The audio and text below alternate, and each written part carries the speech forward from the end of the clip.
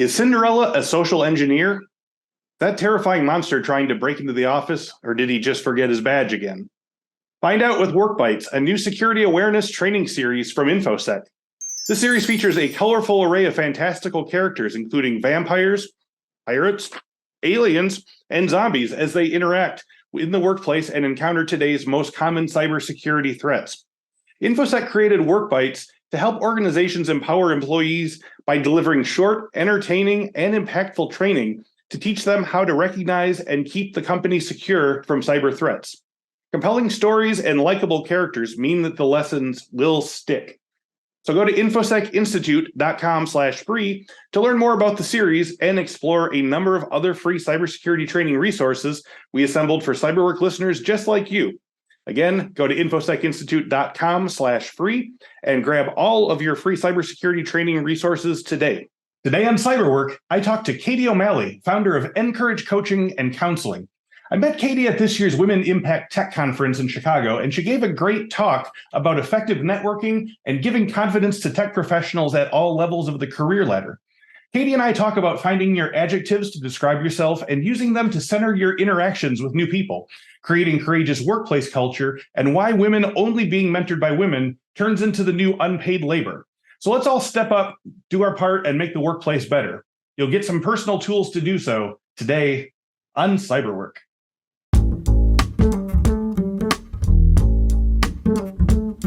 Welcome to this week's episode of the CyberWork with Infosec podcast. Each week we talk with a different industry thought leader about cybersecurity trends, the way those trends affect the work of Infosec professionals, while offering tips for breaking in or moving up the ladder in the cybersecurity industry.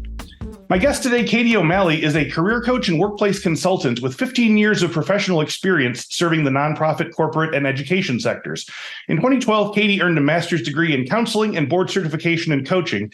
Since 2018, Katie has worked alongside more than 125 clients as the founder and principal coach of Encourage Coaching, and that's small en, parenthetical, courage. Think about it. It's awesome.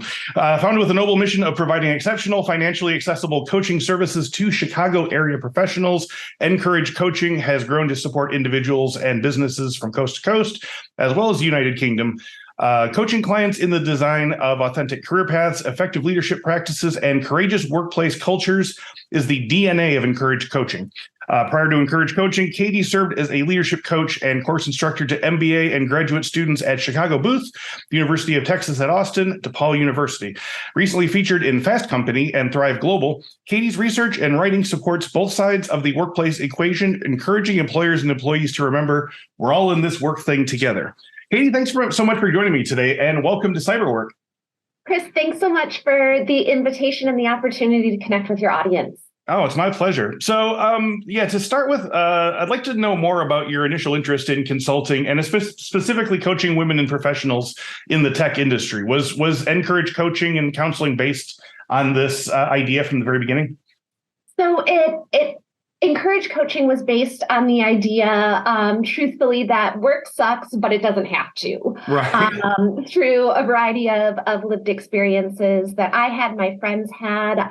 My training and education is as a therapist. Mm-hmm. And so the idea is, for me originally was, how do we help people engineer work to fit into the life that they aspire to lead and not the other way around. Got it. And so when I started out, it was very industry agnostic, the work that I was doing, both in terms of career and leadership development. Mm-hmm. And what I found are niches in industries where women tend to be underrepresented in the C-suite, VP level, director level positions.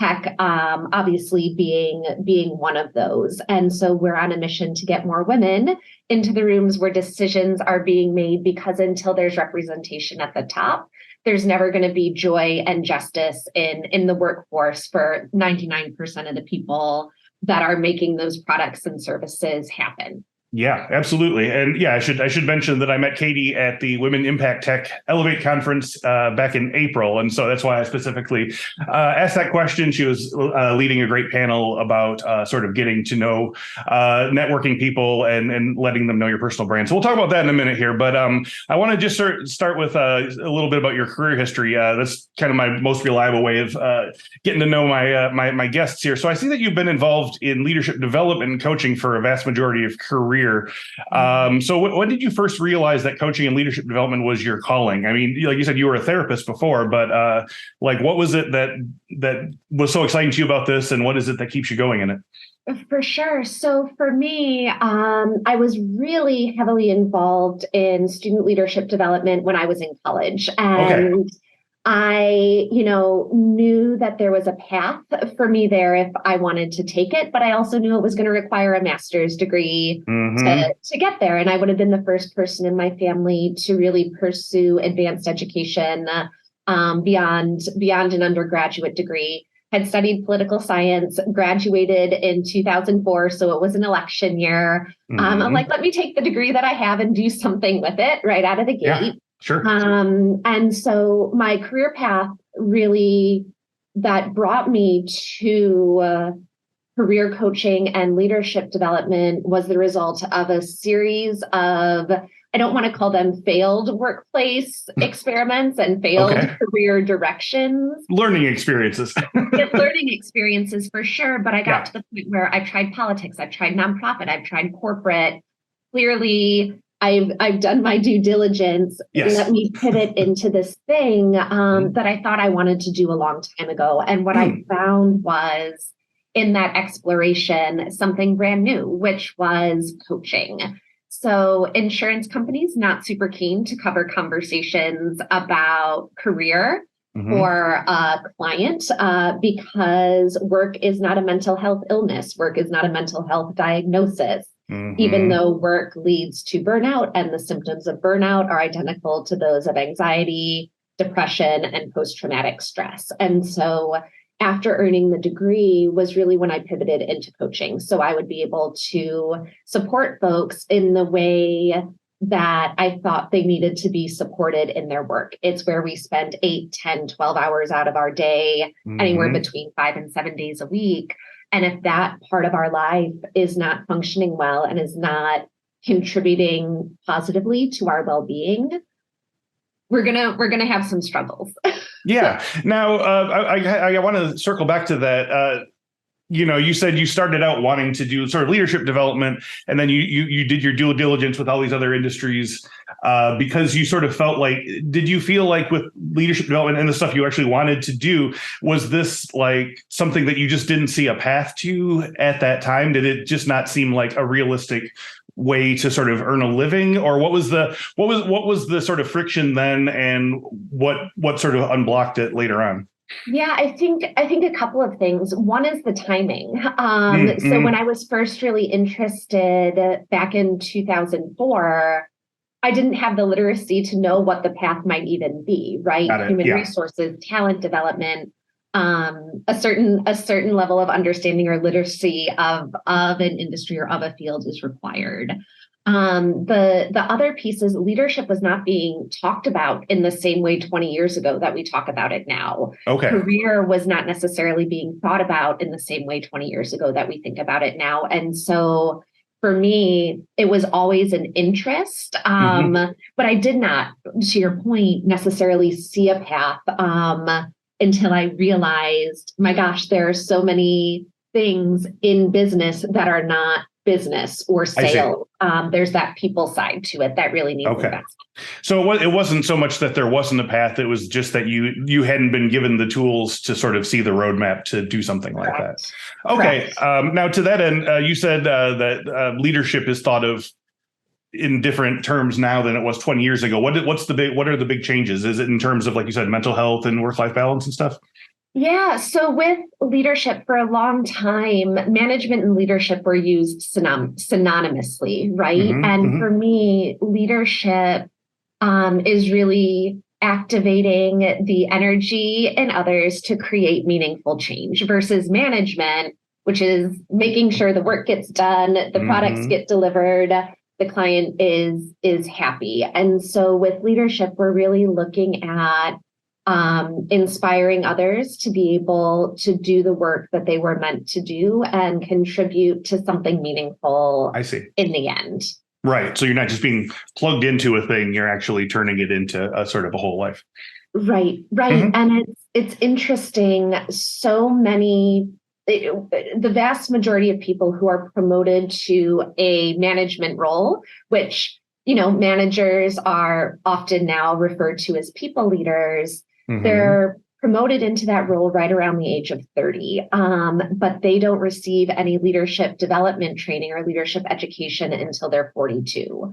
So there's this 12-year gap of people wanting to do right by their employees and their direct reports, but not being set up for success for a dozen years, and unintentionally causing a lot of harm. And now what we know is people leaders and somebody's direct, whether you want to call them a manager, a people leader, they have more impact on an employee's mental health than that employee's therapist, spouse, or family. Wow. And so it's essential that we start looking at how we're equipping our leaders to communicate and support the people that report to them.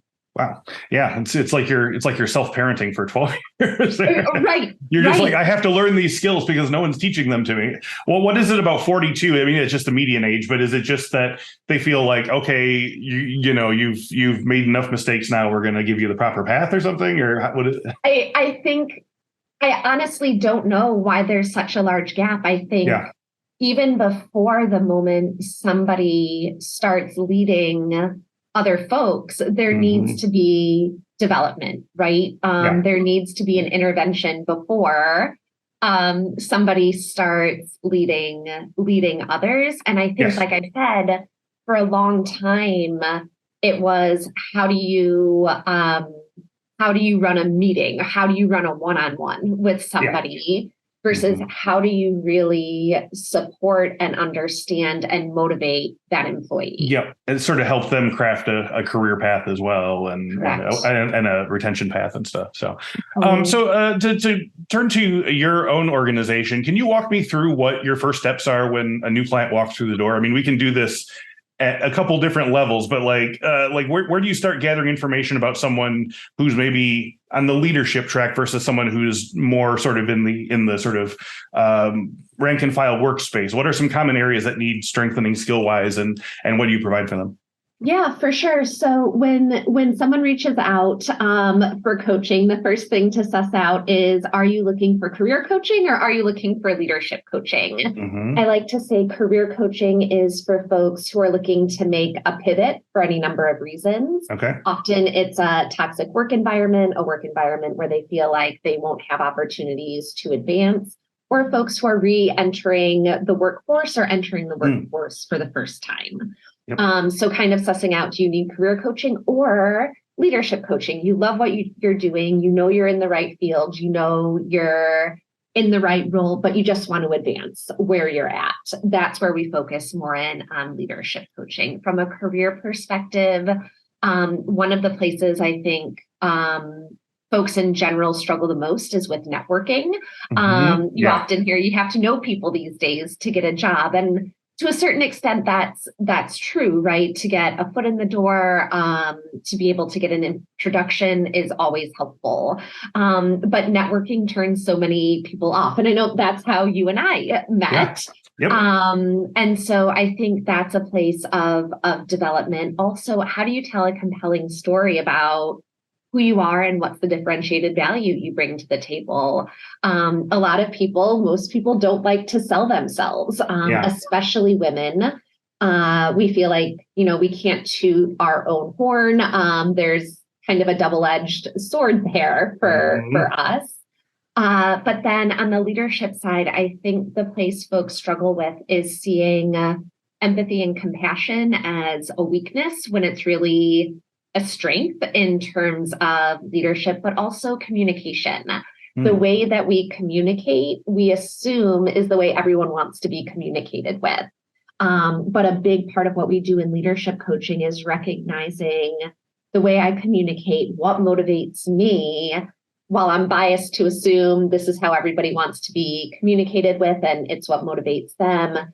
There's so many different ways to do it. And so being able to look at communication and motivation as more of a precision tool than a one size fits all is something that we work with clients on a lot, which is really just rooted in self-awareness. It's interesting. I mean, this is just pinged in my head, and it could be completely wrong, but it seems like with leadership development, you're almost kind of giving them the skills that like a therapist or a counselor would have, or something where you know, like you said, you're not just doing your sort of manager boilerplate. You're sort of listening in and then calibrating your message accordingly. Is there a similar sort of way of sort of communicating like that? Absolutely. I like to say I was trained to listen for a living. So a lot of times a client will come into a session and they'll share a whole bunch of stuff. And they're like, oh my gosh, I just brain dumped on you for 20 minutes. I'm so sorry. Did you follow? I'm like, it's my job to follow. Yes. Right. And now let's pull on some of those threads. I think the main difference I know the main difference between therapy and coaching is therapy is really looking to make meaning of what's happened to a person. So what got them to that point? To unpack it, to validate it, affirm it. And with coaching, I want to honor all of that, right? But we're not going to unpack the suitcase of mom and dad and brother and sister and past relationships, but we are going to use it to inform how we springboard you forward to where it is that you want to go. And so the skill set that I use is the same, but the goals are quite different. Yeah, I imagine that if you are a first-time manager and you have a team where one person, you know, cries every time something goes wrong, and another person who lies every time that they miss a deadline, it's going to be very overwhelming to sort of craft messages that work for and sort of feel like you've done the right thing and stuff like that. So, yeah, and it's Brene Brown. I don't know how familiar, Chris, you are with her, but Dr. Brene Brown, one of the things that she says is, a phrase or something that we can say often won't make that much of an impact if we're trying to offer solutions to that crying employee or the employee that lies because they don't have another set of tools to be able to say, I need an extension or I'm overwhelmed. The very best thing to be able to do in that moment is say, thank you so much for sharing with me that you're overwhelmed. Or is it, I'm getting the sense you may be overwhelmed by this feedback or by this deadline. How can I best support you? We don't have to have the answers for them as leaders and as managers, but we have to give them the space to develop their own solutions we can help them implement. Okay. So we mentioned a little bit. I want to come back. One of the things that you told us during your presentation at Women Impact Tech was the importance when networking of being able to get some pertinent information about yourself, especially, branding yourself in a very short time to the person you're speaking to. Because if you hedge and hold back, or like you said, you feel like you're wasting their time and you sort of shrink away, the person you're speaking to is going to lose interest before you can even get to the most interesting things about yourself. So can you sort of give me a condensed version of what you taught us on that day? How do you ensure that you're hooking your potential contact from word one?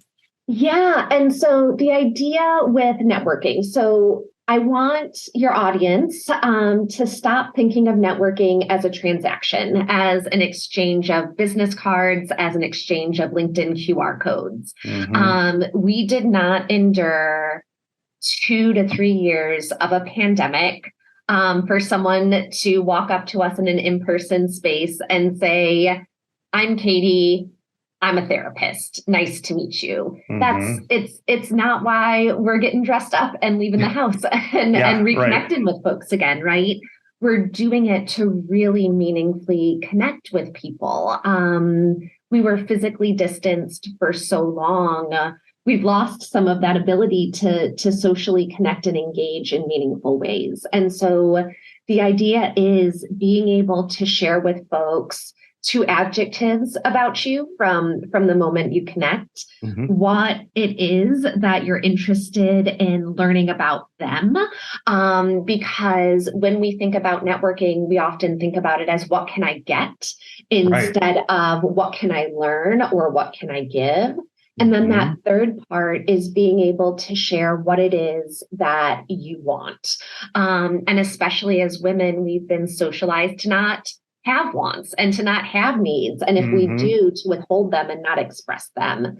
And so getting very comfortable in saying, because what it is that you're looking for. So for example, if Chris, we were to role play this together, my name is Katie O'Malley. I am energetic and creative.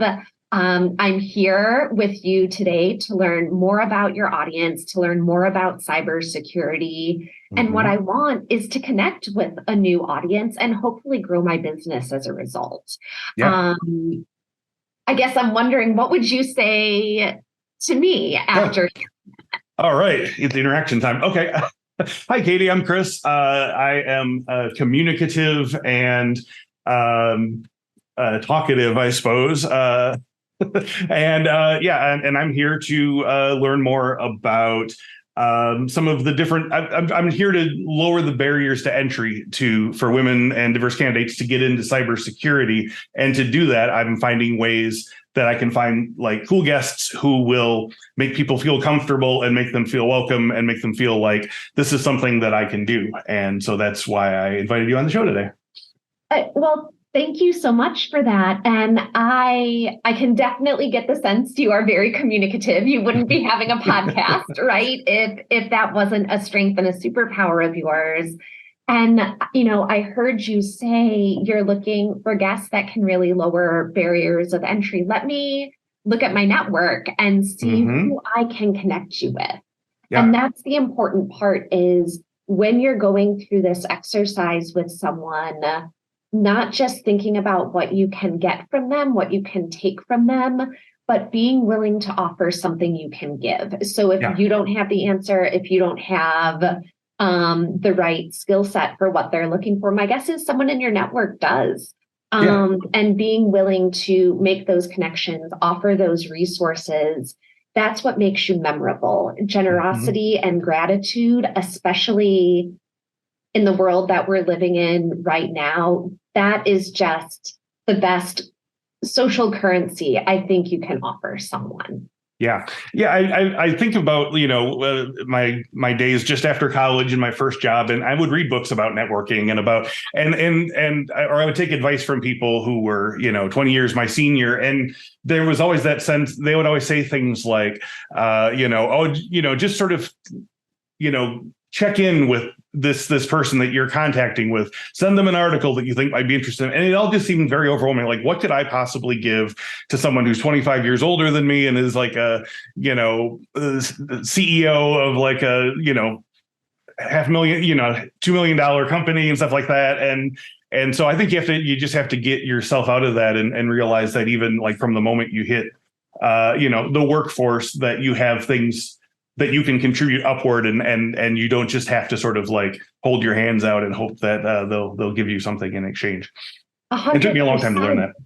Yeah, 100%. And we're all just people. And as people, we're here to connect with other people and to be seen and heard by other people. Yeah. And I'm sure you've experienced this, Chris, but leadership is lonely, especially the higher up you get. And so just being able to form a genuine connection with someone where they're not just doing this to try and take from me, transact with me, but because they actually care.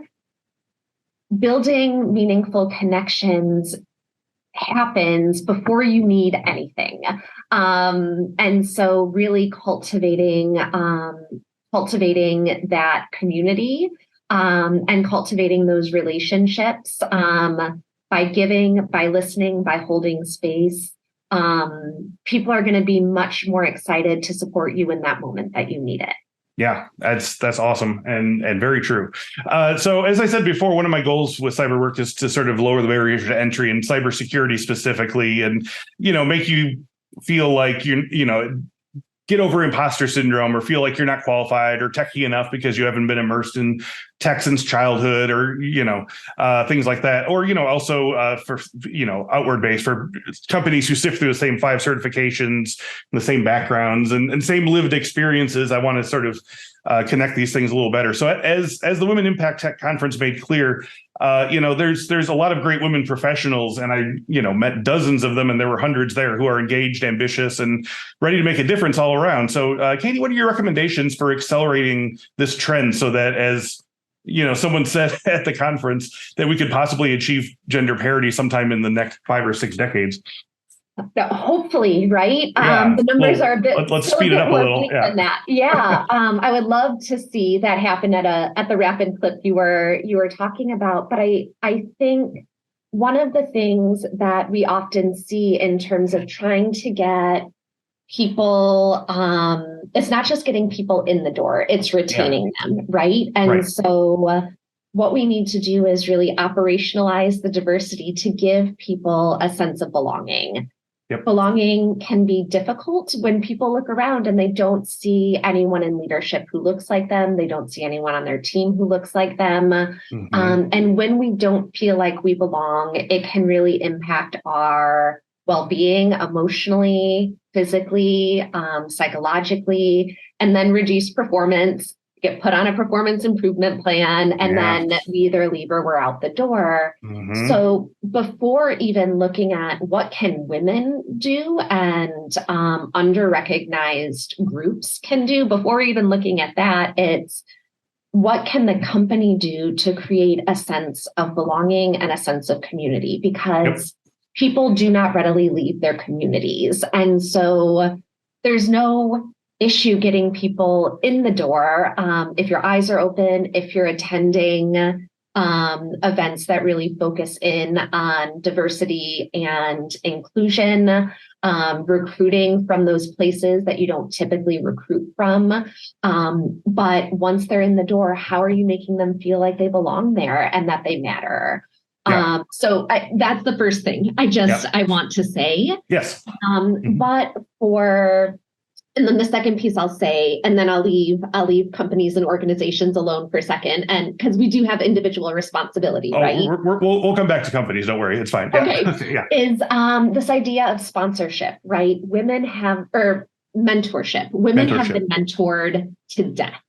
Mm-hmm. Whether it is serving as a mentor or being a mentee, those practices that are done within organizations actually becomes more unpaid labor for women to complete. And so they'll often say, I've been networked or I've been mentored to death. I've had these exercises. I've had these meetings. It becomes almost kind of like a team activity or something. Like now you have to do your 14 hours of mentoring for the quarter. Right. That you don't get paid for. And you know that mentorship is not going to get you to the next level. Mm-hmm. And so what we really want to start looking at is sponsorship instead. Mm-hmm. Who's talking about us in the rooms that we're not present in, right? Mm-hmm. And it's so much more helpful when it is a man who is able to do that, or a man who's able to provide the mentorship. Mm-hmm. Because here's the thing, there's fewer women at the top, fewer women of color, fewer LGBTQ women or trans women. And so when you have people who are coming into the organization, they're assigned to the one person that holds that identity. Yes. And then that leader becomes overwhelmed and burnt out with the amount of support that they need to provide. Mm-hmm. So this is also a call to all my men and male identified folks. How are you sponsoring women and folks with under-recognized identities in the workplace? Yeah. And again, I think that feeds into the cycle of, like you said, emotional labor of, the men in leadership see the one woman in leadership who has like 14 mentees or whatever, and like, well, she's got it, like, but then it also, and then they say, well, I wouldn't even know where to step in because they have their own little thing, which again, like they don't have their own little thing because they're trying to avoid you. It's because like, this is the only option that they've been given. So, right. yeah. Right. So that's a great point. And we hear the M word on here all the time. Mentorship's the answer, mentorship, but yeah, that's an angle that we haven't necessarily addressed yet, is that it can't just be this sort of operationalized thing that you do to make yourselves feel more inclusive or whatever. So going back to that, as you said, with Encourage, is that working with your clients, you try to create, quote, courageous workspace cultures in our DNA. So this is another challenging area we hear all the time about in cybersecurity specifically, whether it's the expectations that new employees will work long hours to make an impact, or a culture that only prioritizes certain types of team building activities, i.e. everyone goes out afterwards, or, works weekends or what have you. And that might not work for everyone who might have, parenting duties or elder care duties, or just doesn't want to do that, or is introverted or whatever. So what are some things that you've seen that are successful in helping to bring about courageous workplace cultures? Yeah, for me, courageous workplace cultures, I think if we can think about what that means for a second, right? Courage is not the absence of fear. Courage is feeling the agency and the capacity and the support to be able to move through fear and know that when you get to the other side, it's going to be safe. And so we hear a lot about psychological safety these days, but what is it? A lot of people are like, oh, it's just a place where we don't disagree and nobody gets frustrated and there are no consequences. And that's not what psychological safety is. Yeah. Psychological safety, when you think about it in terms of a team or an organization, really is established on a foundation of clarity.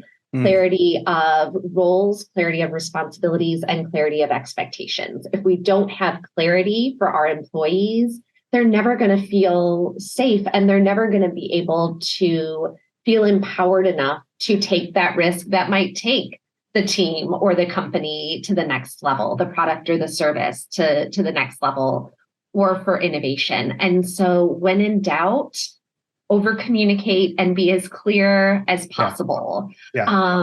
It is so much easier to effectively hold somebody accountable to their work, to their responsibilities, to a goal or a benchmark, if you were very clear about the expectations up front. Where people get tripped up and where a lot of employees feel like they're being set up to fail is the expectations were never clearly communicated. They get to their performance review, they get to the client pitch, and suddenly everything they did wasn't good enough, but they don't know why, and they had never received feedback along the way. Yeah, right. Which makes it very difficult for people to thrive and feel courageous, because now all we have is fear. If I step this way, it's wrong. If I step that way. So communicating clarity of role, clarity of expectations allows us to hold other people accountable, and also to be able to say, I wasn't clear with you about what my expectations were. I'm going to do better next time too. Accountability works both ways. And if we don't see our leaders taking accountability for their actions or being held accountable for their actions, that's when a courageous workplace is just not going to be able to develop or emerge in a culture. All right, so we're kind of winding down the hour here, but I want to talk to people. I guess this is I think of this as an entry level issue, but I suppose even leadership deals with this. But I wanted to give our listeners some job hunting or resume making advice. What are some of the big pitfalls you've seen incoming professionals make on a regular basis, whether it's the way they apply for a job, interview strategies, or their plan for the first few months of a new job, the way they like you said, brand themselves and let the employer know that this is what they do and this is what they're here for? For sure. So if we start with collateral materials, right? Resume, Mm-hmm. cover letter, LinkedIn, I Yep. think one of the biggest pitfalls there for not just new professionals, Chris, but even Mm-hmm. people who have been in the workforce for a long period of time Yeah. is they use their job description as their resume. Mm-hmm. The job description is not compelling. It usually is very specific to the organization that you're at. What is compelling, what will keep people reading, because our attention spans have dwindled to almost nothing, Mm-hmm. is being able to talk about your achievements and your impact. I always tell my clients, don't bury the lead. Mm-hmm. Start with the impact that you have, and then have the rest of the bullet point or the rest of the sentence be about the responsibilities and skills that allowed you to achieve that impact. But always start with the impact or the achievement. Also, with cover letters, these cover letters tend to be the thing that hold people up from applying to jobs. Mm-hmm. I think now, as we're seeing with the onset of AI and ChatGPT, I always say use it as a first draft. Put your resume in, see what it spits out. Mm-hmm. Often writer's block goes away once there's something already on the page. Absolutely. But the other piece is people are like, oh my gosh, every time I apply to a job, Katie, I have to write a new cover letter. And I'm like, no, you don't. The job might change, the company will change, but you and what you're bringing to the table does not change. And Yeah. if you are having to rewrite who you are with every cover letter, your job search is not focused enough and you don't know what it is that you want. And so I Mm. always say, write your cover letter like you would a 5-paragraph essay.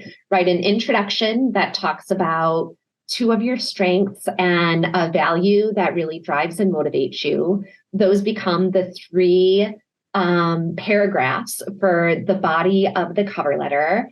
Talk about how those strengths and values informed and influenced things that you achieved in different workplaces. And then close out telling them what you just told them about your strengths and how these would be something that you're able to bring to the table as differentiated value. So like I said, you're not, if you are having to rewrite your cover letter every time, it's time to focus in on what you want, Right. not what you think the employer wants. Okay. So for listeners who might not be in leadership or hiring positions, but still want to influence the diversity of their coworkers and staff and work culture, do you have any advice for ways that you can help change the tide from the lower part of the wave? Yeah. So, Chris, if I'm hearing you right, the question is, how can I lead change and exert influence if I don't have a positional title? Yeah. Right. Right. Yeah, so I think one of the very first things to do is change your mindset. Leadership is a practice; it is not a position. How can you, if you are someone who has identities that are rooted in power, how can you use those identities to influence and advocate for those around you at your level? I say talk about compensation, talk about salary. If you recognize that you're earning a whole lot more than somebody else who's at the same level than you, ask those questions. Ask them of your supervisor, ask them of human resources.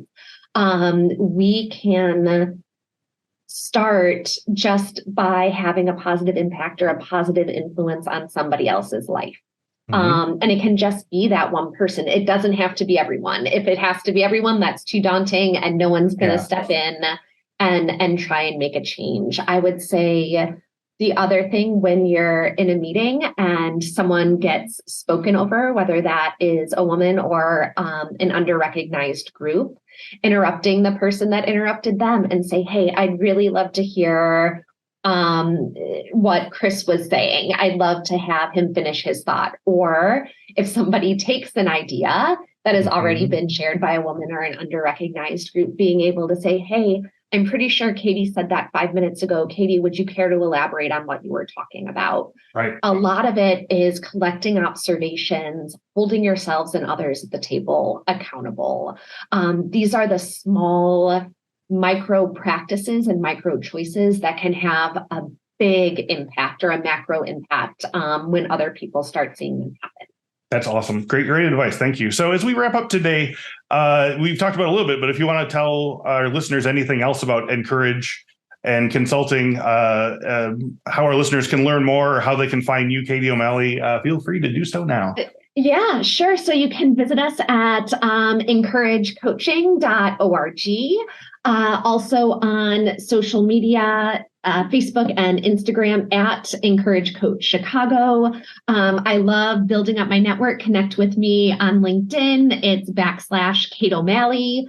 And I'd be happy to start a conversation and be of service however I can. Awesome. Well, Katie, thank you so much for providing our listeners with all this great insight and enthusiasm. And it was great to reconnect and talk with you again. Agreed. Chris, thank you so much for this opportunity. And I look forward to hopefully meeting members of your audience on the socials or LinkedIn. Very likely that it'll happen. It's happened to a lot of our past guests. So if you want to meet Katie, go do it. And as always, thank you to all of you who have been listening to and watching the Cyberwork podcast on a unprecedentedly high scale. We're so glad to have you along for the ride. We just passed our 1 million visits or downloads. And 70,000 subscriptions on YouTube. So keep it up. Thank you all. And before you go, I just want to invite our listeners to visit infosecinstitute.com/free to get a whole bunch of free stuff for Cyberwork listeners. Our new security awareness training series, Work Bites, features a host of fantastical employees, including a zombie, a vampire, a princess, and a pirate, making security mistakes and hopefully learning from them. Also visit infosecinstitute.com/free for your free cybersecurity talent development ebook. It's got in-depth training plans for the 12 most common roles, including SOC analyst, penetration tester, cloud security engineer, information risk analyst, privacy manager, secure coder, and more. Lots to see, lots to do. You just got to get first to infosecinstitute.com/free. And yes, the link is in the description below. Thank you once again to Katie O'Malley and Encourage Coaching and Consulting. And thank you all so much for watching and listening. And as always, we'll speak to you next week. Take care now.